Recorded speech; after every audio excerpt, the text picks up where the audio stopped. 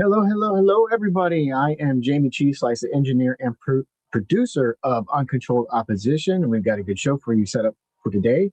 We're going to be talking about Latin America and the regime change tactics that America uses on all of the Latin American countries over the past few decades, more like 70 decades.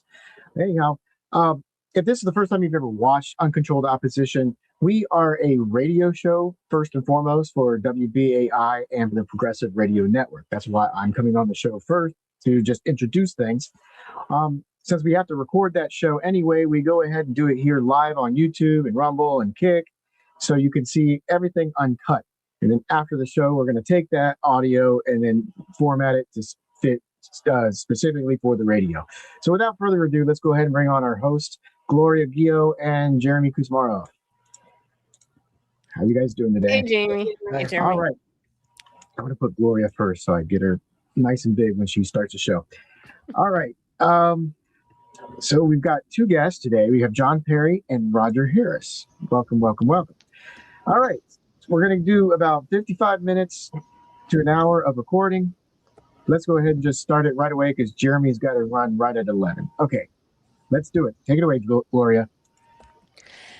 Hey, everyone. Welcome to Uncontrolled Opposition, where together we battle mind wars with truth strikes. I'm Gloria Guillo, an investigative journalist, and I'm here with my co-host, Professor Jeremy Kuzmarov, managing editor of Covert Action magazine. Our producer and engineer is Jayme CheeseSlice. The opinions you hear are ours and that of our guests, not those of WBAI, the Pacifica Foundation, or the Progressive Radio Network. This content is intended for informational and educational purposes only and should not be interpreted as professional or legal advice. Listeners are encouraged to form their own opinions. Today, we welcome two defenders of human and United Nations Charter rights, John Perry and Roger D. Harris. They regularly expose Washington's regime change machinery.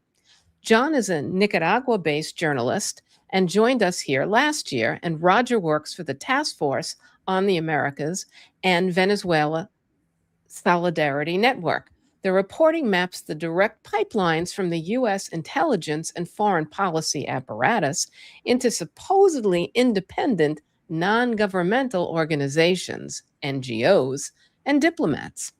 In their article, Amnesty International Defends U.S. Regime Change NGOs, Venezuela, Nicaragua, and Cuba, they shred Amnesty's attack on laws restricting foreign-funded nonprofits in these countries. Amnesty calls these restrictions repression of civil society.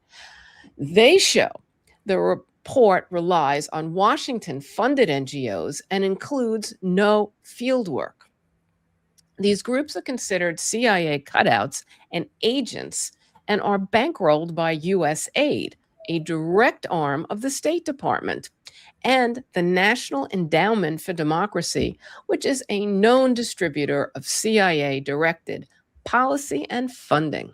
In Cuba, U.S. aid funneled millions to secretly build anti-government networks, while NED financed dozens of projects tied to the violent 2021 protests. In Nicaragua, NED openly bragged to Congress about laying the groundwork for the 2018 coup attempt through youth indoctrination and opposition NGOs. In Venezuela, over $158 million in U.S. aid money has flowed through these organizations since 2017 to push destabilization. Amnesty's defense ignores this apparatus and overlooks Amnesty's own early history. Co-founder Peter Benenson had deep ties to the British Foreign and Colonial Offices, and Amnesty was entangled with the CIA-funded International Commission of Jurists in its founding years. These aren't neutral watchdogs. They're part of the same ecosystem protecting foreign agents operating inside sovereign nations. Their second piece, U.S. envoy Laura Dagu, to Caracas, Washington's regime change playbook, Nicaragua, Honduras, Venezuela, follows the diplomat's tracks. Dagu is a career State Department operative. As ambassador to Nicaragua from 2015 to 2018, she shifted U.S. funding from the government to opposition civil society groups before the 2018 coup attempt, which included bombings, fires, torture, and murder of police officers and Sandinistas. Additionally, local residents were mugged and raped by hired thugs at roadblocks they built that disrupted travel and commerce. Washington yanked Dagu out after the Nicaragua coup attempt failed. In Honduras from 2022, Dagu repeatedly interfered in energy policy, taxes, courts, elections, and extradition, prompting the foreign minister to tell her to back off.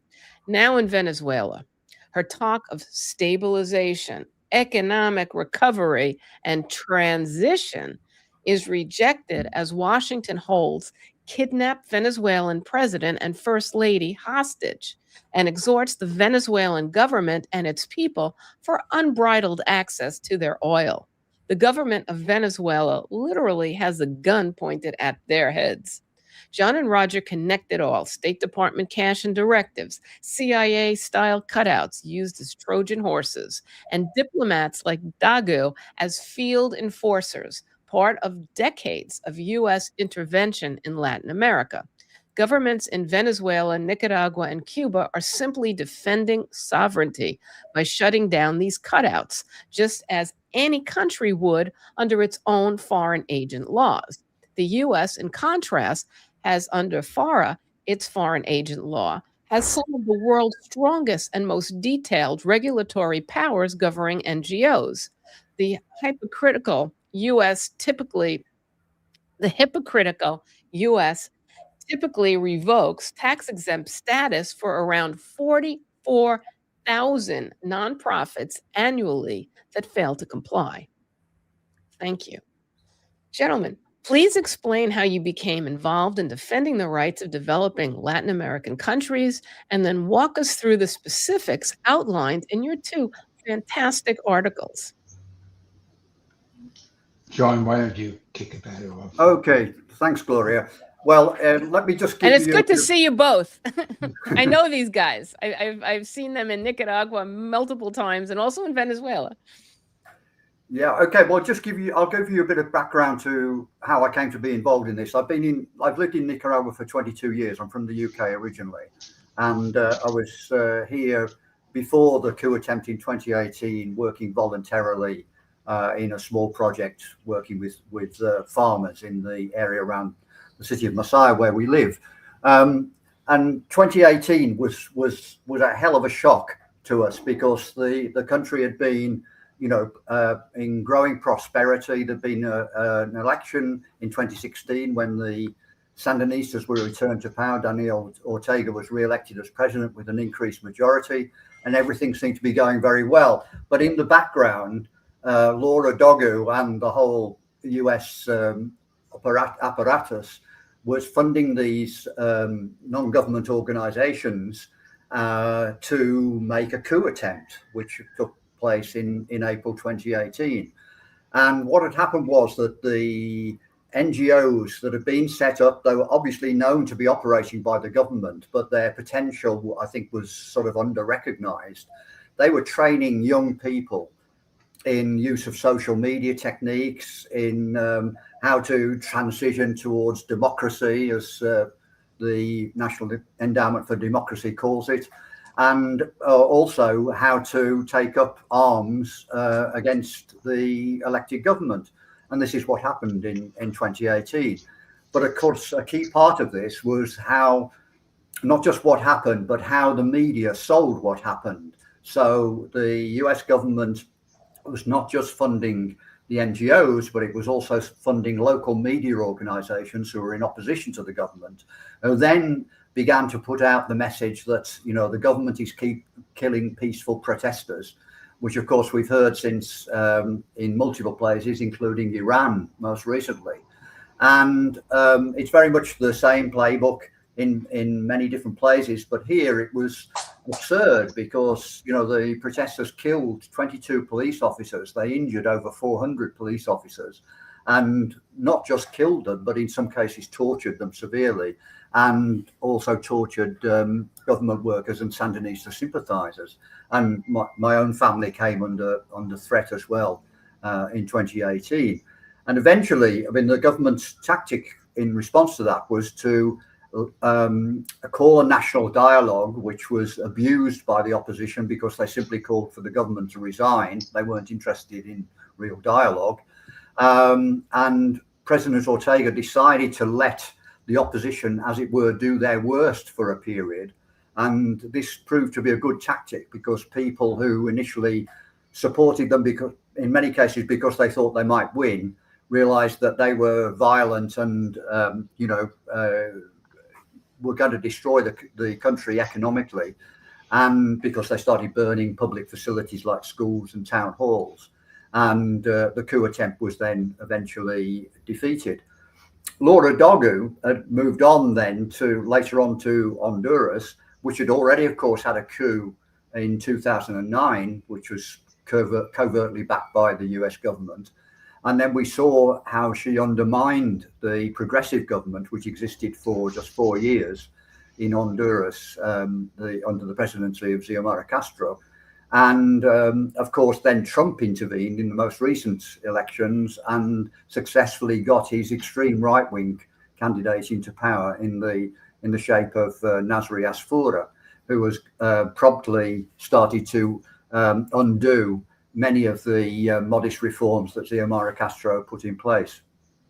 So that's a little bit of background, and it sort of ties together the two aspects, the two articles, partly about the US ambassador Dogu, and partly about the NGO network, which Amnesty International thinks is a good thing, but in fact is there to bring about regime change in countries like Nicaragua. Well, thank you, John, and I'll make my part very brief. Why did I get involved? I got involved for exactly the same reasons the U.S. imperialists are involved. Countries like Cuba, Nicaragua, Venezuela, they're the hope of humanity. They are the vision of an alternative society, a society that's just. And that is precisely why we're involved in this struggle. And I think John gave us a very good introduction to what's happening right now on the ground. So let's go on. Well, thank you. Maybe you can elaborate on the impact, because we see very limited activism, related to these issues. I mean, a lot of people on the left, the focus, of course, on the Israel, Palestine, and Middle East, for good reason. But the issues we're discussing here tend to be neglected, and also, I mean, a lot of people on the left supported the coup. I mean, it was framed, as you say, in the media as a democratic uprising, and a lot of even the alternative media were going along with this narrative and celebrating these, student protesters. So maybe you can comment, John and Roger. You've analyzed the manipulation of public opinion by NGOs, by NED, and how they've kind of captured the left in many ways and diluted the activism. I mean, there was strong activism in the 80s related to Nicaragua, but silence. And even figures in the 80s who were involved in the anti-Contra movement were supporting this coup because I think they were fooled. So maybe you can just say more about the impact that these NGOs and this human rights industry, as Alfred de Zayas calls it, has had.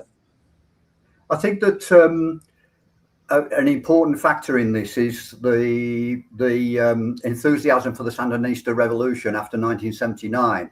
And many people like me came to Nicaragua for the first time in the 1980s and were impressed with what was going on. But it was very quickly after 1979, Ronald Reagan started the Contra War against Nicaragua. That brought further support for the Sandinista government. And then the Sandinistas lost the elections.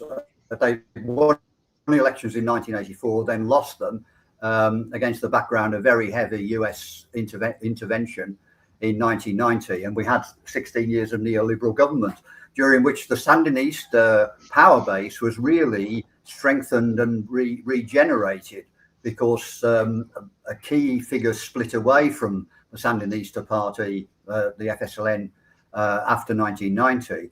And I think what happened in the US and to some extent in Europe was that people who'd been enthusiastic about the revolution in the 1980s were put off by the split that took place after 1990.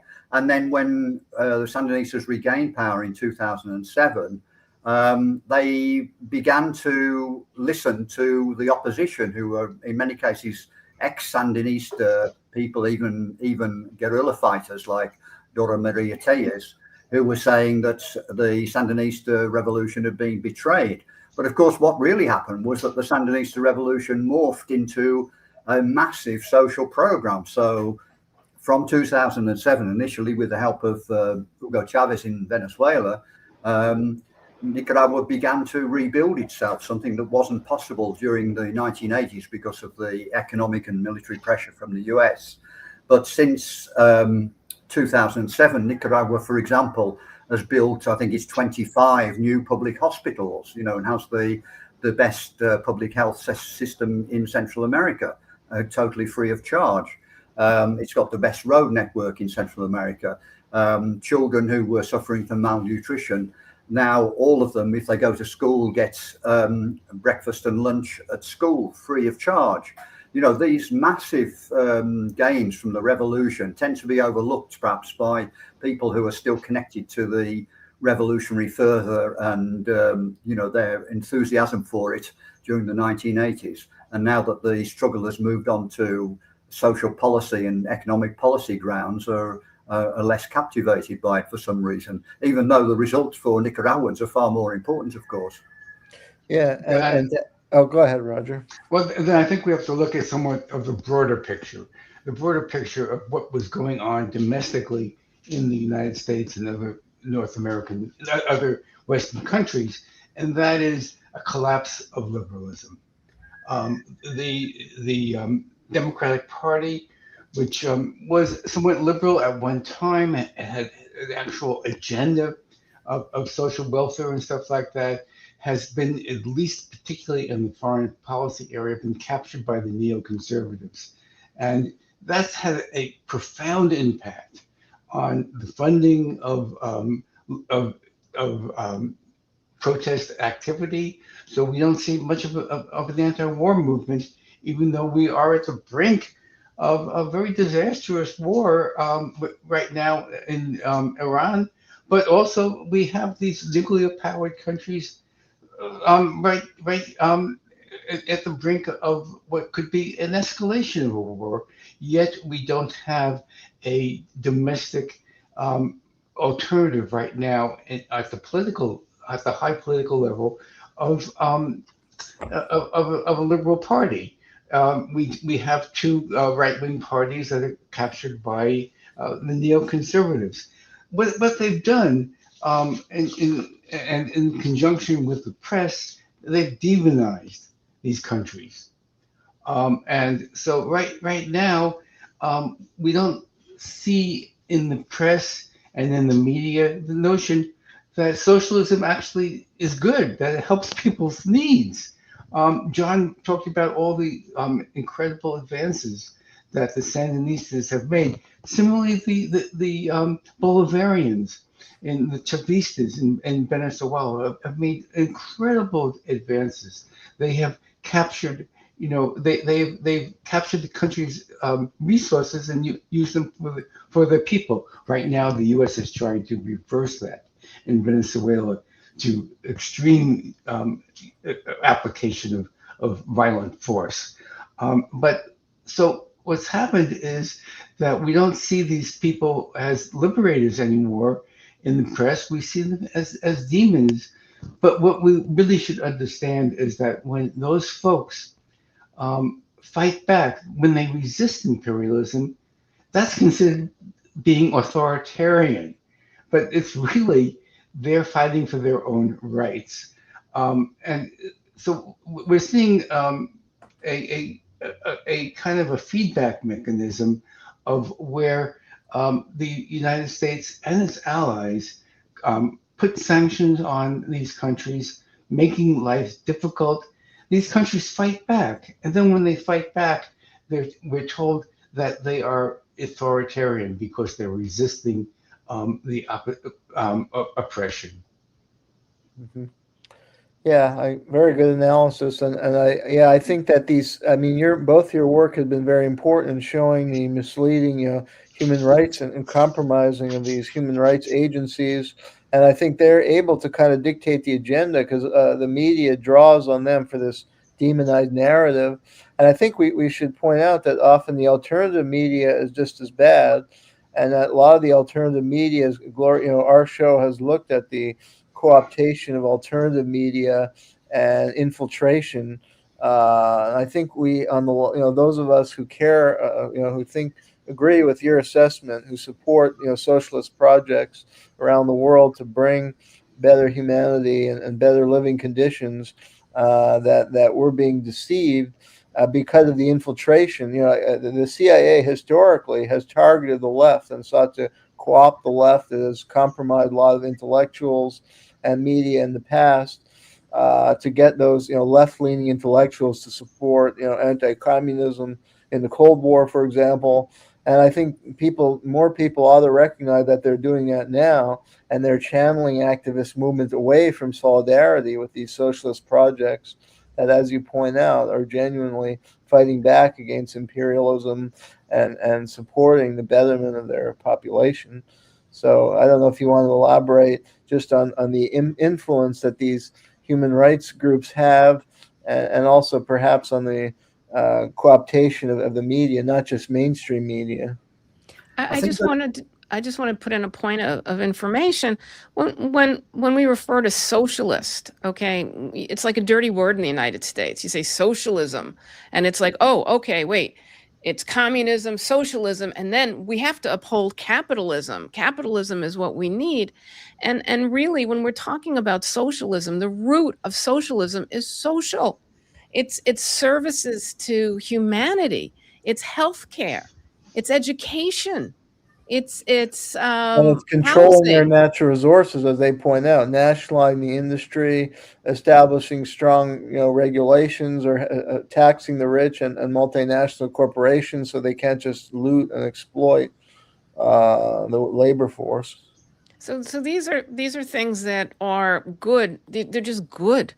No matter where you are, they protect people and they don't take advantage of them. And then when you compare, a country such as, let's say, Nicaragua in this instance, that has this fantastic healthcare system, and then you look at the United States, that's an extremely wealthy country, and we cannot afford our own healthcare.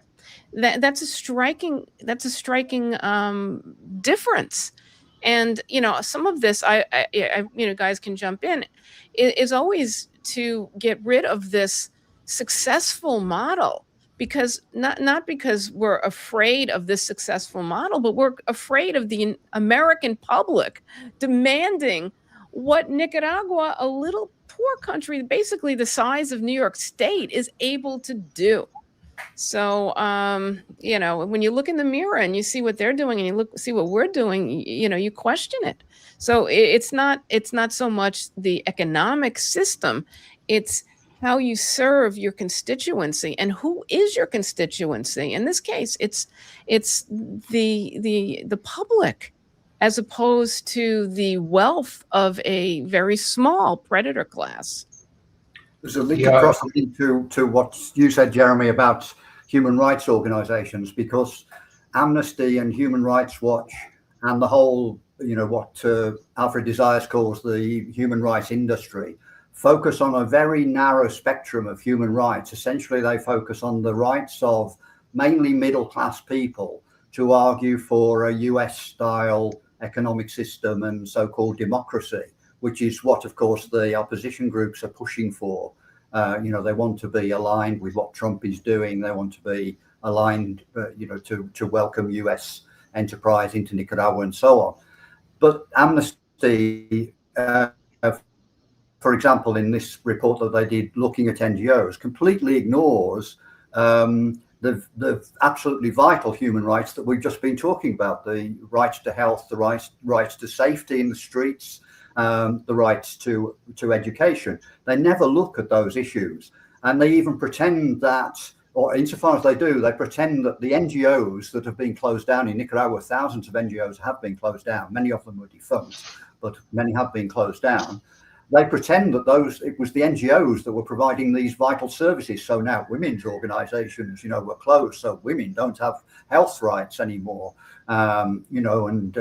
These religious organizations were providing food for poor kids. They don't eat anymore.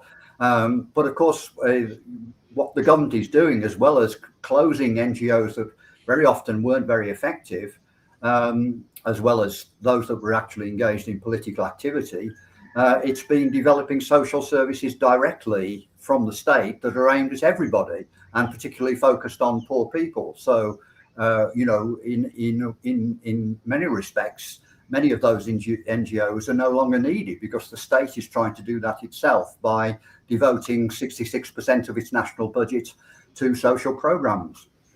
Yes, let me just mention the other side of this demonization thing, because we don't hear much about the good things that are happening in these countries. For instance, the image that we have of Latin America projected by our media is that it's overrun by drugs and by gangs, and that they're violent. What they don't tell us is that perhaps the three most drug-free, most successful countries in combating the drug epidemic are Venezuela, Cuba, and Nicaragua. And Cuba is arguably the most gang-free country in the entire hemisphere, including this country that I'm speaking from right now.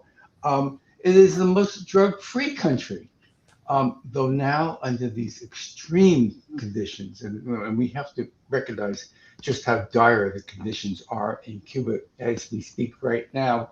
There is, at a low level, increased drug usage with all these social problems that are being rained upon it by the imperialists. Nicaragua is, if you compare it to its sort of next door neighbor, Costa Rica has had a tsunami of drugs. Yet we never hear about, we always hear about how peaceful and wonderful Costa Rica is, but we never hear how successful Nicaragua is with community policing, with alternatives to gangs, with a social welfare net that has prevented Nicaragua from being overrun by gangs like the other Central American countries that are most aligned with the United States, most notably El Salvador. So we don't hear that story. And in Venezuela, we have this ridiculous thing of the kidnapping of the head of state and the deputy Celia Flores on drug charges. This is by the country which is the largest consumer of drugs in the entire world. The United States is not only the largest consumer of drugs in the world, but is the largest launderer of drug cartel money. And it is the prime source of the drug cartels internationally of weaponry. Yet it's the Venezuelans that are being accused of being the druggies. In fact, if we look at the Drug Enforcement Administration reports, if we look at the European Union reports, if we look at the UN reports on the actual facts of drug usage and drugs in Venezuela, we find out zip on fentanyl. None of it comes from Venezuela. There is a small amount of transit of cocaine, but all three of those major reports, the UN, the European Union, and the US DEA has certified that Venezuela is actually free of drug production. They don't produce cocaine. They don't produce fentanyl. This is because these governments have the welfare of the people in mind. we don't hear those stories, yet we confound in our media the the demonization of these countries. So I think that we see these human rights organizations in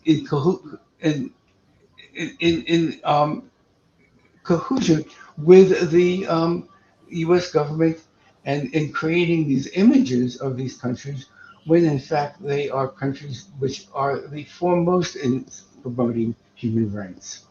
Collusion is the word I And mean. if I can follow up on that, does that perhaps would you agree that that is leading to an illusion that the U.S. can actually overthrow these governments when, as you're suggesting, these governments have actually delivered in the face of very adverse international environment and pressures. They've still been able to deliver tremendous goods to their population and contributed to tremendous improvements in living quality for many people. And as such, they have a strong legitimacy among their people who will rally and defend those governments in the face of foreign subversion.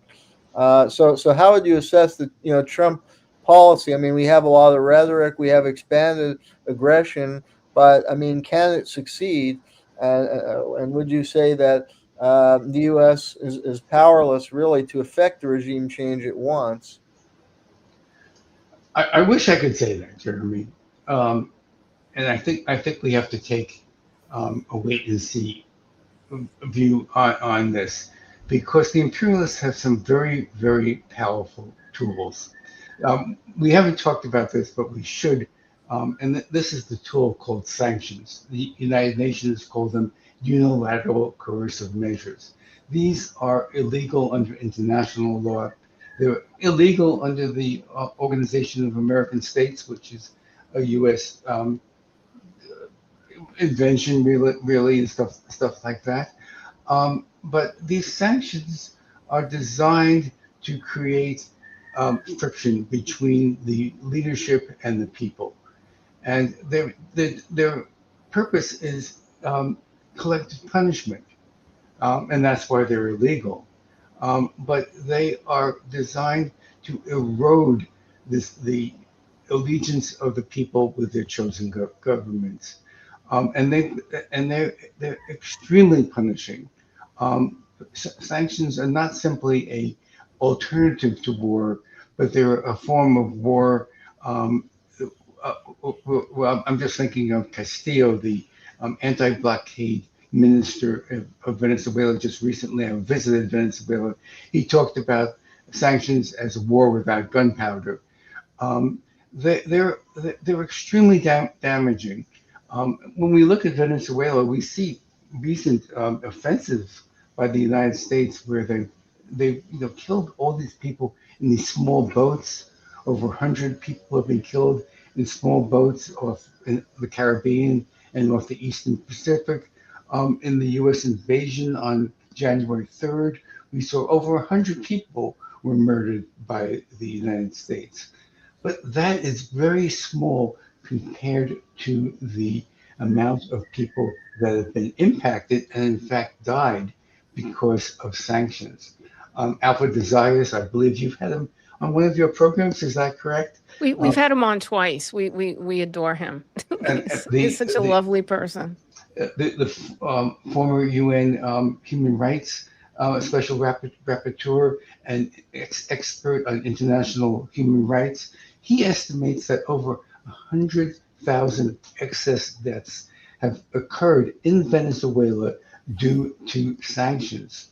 So we do have this tension of the ability of the United States and its allies, the European Union particularly, of making conditions so intolerable to asphyxiate the populations that they get corroded. Their will and ability to fight back gets corroded. So we don't have a reliance, a assurance that this struggle is going to come out a good way for the people. We can only support them, and in this case, again, I'll go back to my visit to Venezuela in February. The Venezuelans their take-home message was that your failure in the United States to curb your government is hurting us, and we have to take that message very sincerely. And Can what I is talk your a little bit about assessment? Oh, go ahead. Honduras? Because that's an example of, if you like, a successful soft coup by Trump. In the elections at the end of last year, the fight was between the incumbent party, the Libre Party, which had been in progressive government for 4 years, undermined very much by, as we said before, the US Embassy and its cohorts of supporters in Honduras, and the Liberal Party. And the National Party, which had had been disgraced because its previous president, Juan Orlando Hernandez, was in prison in the States, sentenced to 45 years for drug-related crimes, was out. They were out of power and they were running low in the opinion polls. But Trump stepped in and started arguing that the National Party candidate, Nasri Asfoura, who was really a kind of toady of Juan Orlando Hernandez and had previously been a corrupt mayor of Tegucigalpa, the capital, that he was the only candidate that Trump would support. And he even spoke against the Liberal Party candidate and called him a communist, even though the Liberal Party was another right-wing party. And as we know, Trump then, as it were, trumped his actions by releasing Juan Orlando from prison just towards the end of December. And although he hasn't returned to Honduras yet, this emboldened the National Party. Asfoura won by the slimmest majority. The National Electoral Council, which was dominated by the right wing, called off recounts, even though he had a majority of only a few thousand votes in a population of 9 million. And Asfoura was declared the winner, and Trump was able to say that it was his candidate who won, and indeed bragged that he'd intervened decisively in Honduras's election. And it's only 4 months since the transition at the end of January, and in that time, Asfoura has undone many of the reforms that Xiomara Castro put in place, and is now encouraging things like the extreme neoliberal endeavors, like the so-called ZEDES, which are a kind of model city without any laws or taxes, which enables right-wingers like Palantir to operate freely in the country. And that's being encouraged again, where it was being repressed or put down or controlled by Xiomara Castro. So unfortunately, to the north of Nicaragua, we have a prime example of how the US can intervene very successfully from its point of view. Yeah. The other thing I think you should just talk a little bit about is, what these countries were like under US imperial control.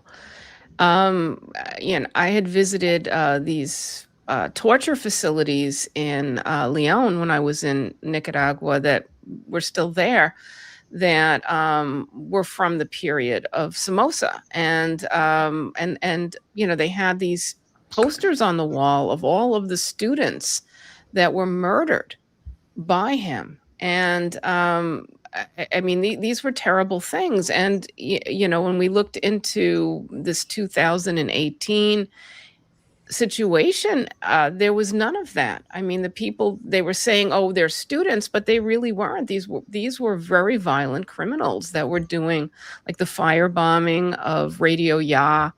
I mean, these were killing police officers, torturing Sandinistas. I mean, these were terrible things that the opposition was doing. So it's a huge difference between under Daniel Ortega, the president, than it was under the dictator. Somoza, who was put there by the United States and held in power. The other thing is, something that Jeremy and I talk about often is that you just can't have drugs. They're just not, a random thing. You have to have the CIA involved. And, when you have the CIA involved, you also have weapons and human trafficking in addition to the drugs. So it's a trifecta of evil that happens to these countries when they're under the control of a U.S. supported dictator. And it's very different under, a sovereign leader that's elected by the people, such as, President Ortega and President Maduro. I think that's an important point, Gloria, because the alternative in these countries isn't a sort of soft democracy that might veer to the left slightly or to the right slightly. The alternative, perhaps we see at the moment in Ecuador, where the right wing have been in power for several years. They've just made the main progressive party illegal. They banned it. They've imprisoned various figures from previous administrations, and the country has changed from being one of the safest in Latin America to one of the most dangerous in only 2 decades. And there's a horrendous problem of violent crime, drug-related crime, and they've now brought in the US military to supposedly to bomb drug making facilities in the countryside, and in fact they bombed a dairy farm. So this is the kind of alternative that faces countries like Venezuela, Cuba, and Nicaragua. And of course, Cuba only has to look across the Caribbean at Haiti to see what a failed state looks like. So we have to bear this in mind. These people who are pushing for kind of democracy in Nicaragua or wherever, the real alternative in places like Nicaragua is what we see now in Ecuador, and perhaps even what we see in Haiti. Very, very good point. And I see that we see that also in Venezuela, where we have this person, Maria Corina Machado. I'm sure many of you know her. She won the Nobel Prize. It was a prize given to her because she was a fanatic supporter of the genocide in Gaza. She, even before the recent conflict in Gaza, she was a supporter and actually had a signed agreement with Netanyahu of the Likud party, uniting her party with the Likud party, part of this extreme right-wing tide that's international. So Machado is being touted by the U.S. press as the really rightful leader of Venezuela. But what they don't tell you is what her politics are. She is to the right of Trump. She is for the privatization of everything. No public education, no public health care, no food assistance for people. Everything should be privatized. She is, when asked before a U.S. Congressional committee, before the July 28th elections in 2004, she in fact did audition to be a candidate for the elections, not in Venezuela, but before the U.S. Congress. Of course, the U.S. Congress loved her, both Democrats and Republicans, I should say. And they asked her, if you were president, would you be lenient with the previous government? And she said no. In fact, she promised a bloodbath if she became president of Venezuela. Fortunately, Trump and his intelligence services understood that while she had a lot of traction inside the Beltway, she had very little on the streets of Caracas, and that she did not have the support not only of the broad masses in Venezuela, but she didn't even have the support of the right wing, because the right wing there was very fractious. And this brings us back to Laura Dogu, the new U.S. ambassador there to Venezuela, because one of Dogu's assignments is to try to unite the opposition in Venezuela, because the opposition has not been united, and the United States has poured in well over $100 million to unite that opposition, and has failed to. But if that opposition did take over, there would be a horrible bloodbath there. So we have to look at what those alternatives are. So I really appreciate that, John, that you raised that issue. But if you look at her, she wears a crucifix. And and she talks about all of this religious trappings, and then when we look at I forgot his name now, Gonzalez, Edmundo Gonzalez. Edmundo Gonzalez. Yep. He has this history of being in the embassy in El Salvador when all the priests were murdered, and there's connections allegedly to the CIA because of his work in Washington and his education in Washington and his relationship. And the ambassador was named a priest killer. So when you look at these people, I mean, you had the murder of help me with this one. It's been a long night. Bishop Romero. Yeah, they murdered Bishop Romero. Archbishop. Who's now is a saint. A saint. And they murdered many priests, and then they murdered the sisters. I think it was 4 sisters that they had murdered. So I mean, there's absolutely nothing spiritual or religious. These people are killers. They just put on this costume. Well, and Gloria, the issue of these exile, I think we were discussing it. We had a guest last week who was a Russian, and he was talking about the anti-Russia lobby in the Ukraine, diaspora, and how fanatical they are.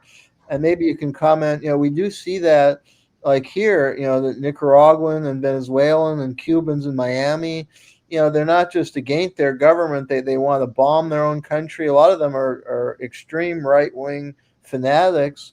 So, I mean, where do these people come from, and how do we engage with them? And, and they get people, they say, well, I'm from that country, and you don't know how bad it is under Maduro or under Castro or under and Ortega. So how do we deal with these people, and where does their hatred come from? I mean, these countries are all class societies, so they represent different classes. In the case of Maria Corina Machado, she comes from the very, very upper strata.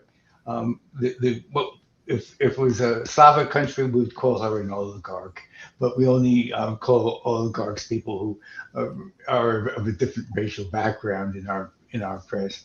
And so she genuinely represents the interests of the ultra rich. And she does that internationally as well. But what we're seeing, what's sort of interesting is we're seeing a lot of people right now, like President Noboa of Ecuador, who's actually a U.S. citizen, spent most of his life in the United States, is educated in the United States. We have, and this contrast to people like Nicolas Maduro, who was a bus driver, a labor union leader, a person who never went to college, and yet, and I can understand how the elites in Venezuela, it's very painful for them to see a person who was from a class that they do not that they do not like, being their president. But I can tell you, I've sat through a few speeches by Maduro, 2 hours long, on history of Venezuela. He might never have gone to college, but I'm a recovering political scientist myself. He could hold his own with any academic who had a PhD, because he's learned the history of his country and has absorbed it and applied it. I think it's you touch on an important point, in talking about class, Roger, and I think it merges into racism as well. You know, if countries like Nicaragua are predominantly brown and on the Caribbean coast black, whereas the activists you see in Miami who are rooting for military intervention by the US are predominantly white upper class people, just as the Venezuelans are that you described. I also wanted to mention something which you touched on, Gloria, which is the religious issue. Nicaragua's being one of the reasons it's being called out in the media at the moment is for so-called religious persecution. So, for example, at Easter, some of the traditional Easter marches weren't allowed to go ahead on the streets. They were allowed to take place around the churches, not going through whole cities. And so there's been a spate of accusations of religious persecution. And even earlier this year, there was a completely farcical allegation that people were no longer allowed to bring copies of the Bible into the country, which was absurd. But, you know, it's still on the websites of international Christian organizations saying that this is the case. But what is the root of this issue about religion? Just sorry to interrupt, but a lot of illegal things are put in with the Bibles, and this is nothing new. This is a typical thing, from weapons to drugs. Yeah, you know, Bibles are very useful for. Oh, it's just Bibles. Well, this is true, but on the other hand, there never was a ban on Bibles, so that was completely absurd. But I mean, there's an important element of correctness to this, which is that the Catholic Church was deeply involved in the coup attempt in 2018. In Messiah, where I live, practically all of the Catholic churches were kind of storehouses for weapons and food and money and drugs that were being used to keep the roadblocks going. In Messiah, we had, I think there's been estimated between 300 and 600 roadblocks. The city, which is the third biggest city in the country, was completely strangled by roadblocks manned by thugs with either homemade mortar weapons, but in many cases conventional firearms. And where were the supplies for these people kept? Where were they were paid very handsomely for manning these roadblocks at night time. The money was kept in churches and distributed by their leaders, like Dora Maria Tejas, one of the opposition leaders who's now feted by former left-wingers who are opposed to the Sandinista revolution. So, you know, there's when religion, the role of religion is discussed in Latin America, often people remember the liberation theology of people like Archbishop Romero, but they forget the very reactionary right-wing politics of a big section of the Catholic Church, which is probably the dominant section these days. It has its roots in Opus Dei. I had researched that because I was really struck watching films and videos of priests standing by or encouraging the torture of Sandinistas during 2018. And I was like, how can this be? How can this be? And, you know, I went into some deep research, and it came out of Francisco Franco, this other area called Opus Dei, and it really took over the church, and it's at odds with liberation theologists. And so it's a complete, I mean, everything, it seems, is, and just to go back a little bit to why we don't have an anti-war movement, everything is infiltrated and co-opted that we see. And anything that seems to be pure, and any leaders that we have, are murdered or imprisoned. So it's not a lack of want. It's this outrageous covert operations budget that has everything, you know, tied down. And COINTELPRO is alive and well. Every activist group that I've been a member of, I've seen COINTELPRO at work, dividing members, alienating people, picking issues that have nothing to do with, peace and anti-war.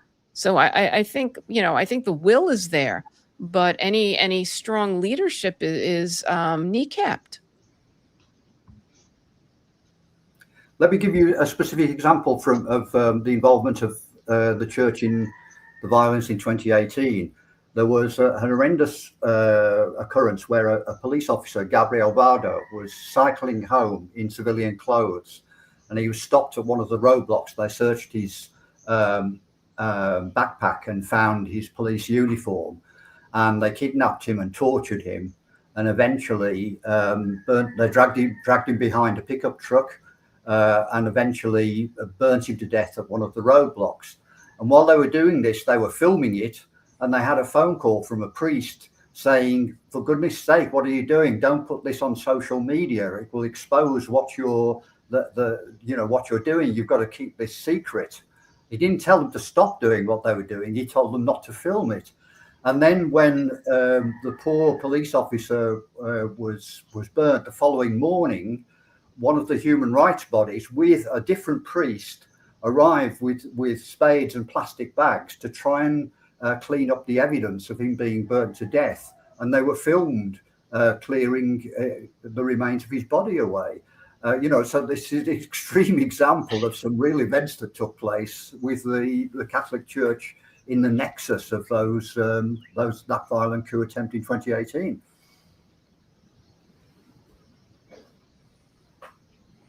I think we're getting the wrap up. So yeah, this has been a very informative session, and hopefully we can get more and more people to understand some of the important insights you guys have and what you're saying. So maybe you can just say where people can find you on the internet, and if you're working on any particular projects right now before we go. Well, from my point of view, do look at the Nicaragua Solidarity Coalition website. It's a group of people, some are based here in Nicaragua, many based in the US, and some based in Europe. And you'll find plenty of information about what's really going on in Nicaragua on that website.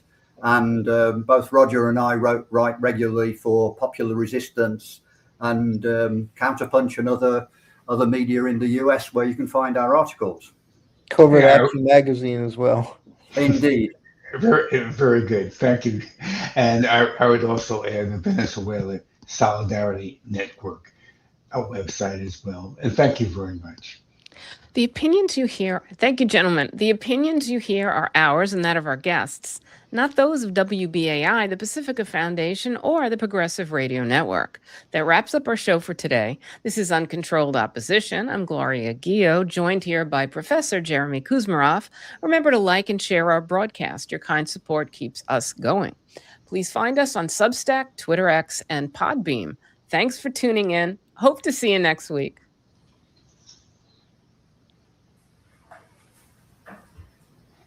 Okay. Thank you, guys. I have to run. We're still on camera.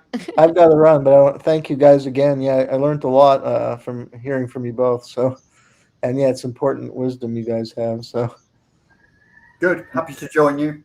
Yeah, and we'll be in touch. Yeah. Jeremy, you're gonna have to come to Nicaragua for the celebrations on what is July 19th, right? I always forget the date because my dad's birthday was July 15th. It's right around. Yeah, definitely. I've never visited. It'd be great. Yeah, I would recommend it. It's really there's a lot of grim things happening right now, but Nicaragua is really a great place to recharge your batteries and see really what they do so much with so little. Great. Absolutely. Well, yeah, I'll definitely plan to go. Take care, guys. Right. All right. Thank you, Jeremy. If there's anything else to talk about, I mean, now's the time, or we can just wrap it up. It's up to you guys. No, we're okay, I think. Okay. All right. Well, okay. Thank you again it for the day, then let's go ahead and wrap it up. So I want to thank Craig Pasta Jardula. He's the executive producer of this show, Uncontrolled Opposition, and he provides the resources for us to go online and do the show.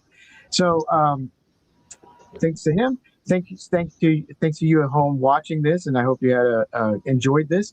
And we'll be back next week with another episode. So on behalf of Jeremy and Gloria, thank you for watching. We'll be back. Have a good one. See you later. Bye-bye.